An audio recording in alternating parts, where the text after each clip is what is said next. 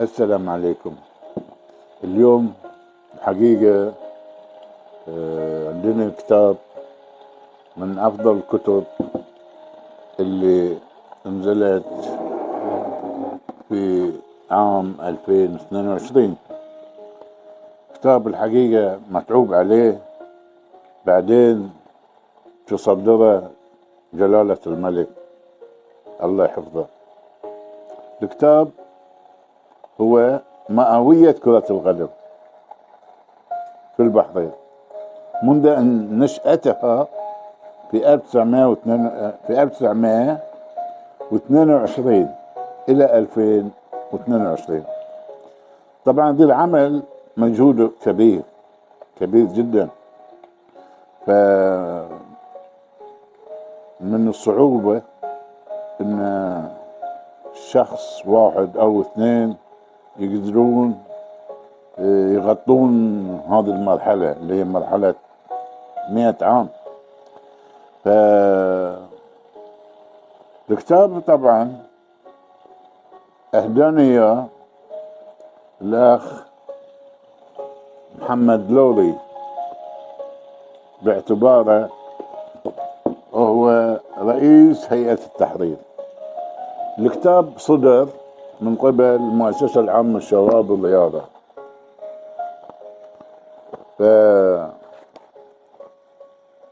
صدر من المجلس الأعلى للشباب والرياضة بالضبط. فإذا نقعد نتصفح الكتاب بنشوف الإهداء جدا جميل، الإهداء إلى أرواح أولئك النفر من الرواد الذين أرسوا قواعد لعبة كرة القدم في البحرين.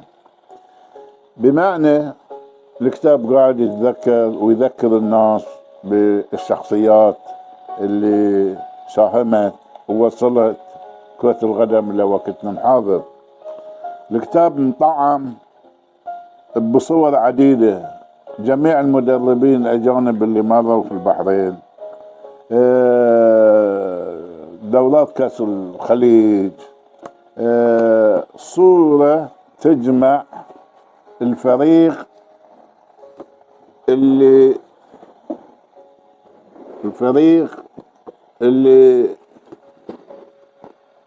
استلم مهمة إعداد هذا الكتاب.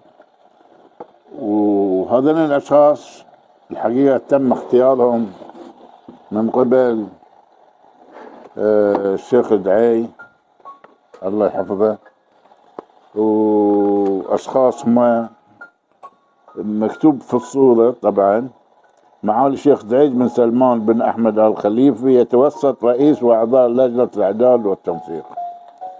فتم اختيار هذه المجموعة بعناية، وهما الحقيقة شخصيات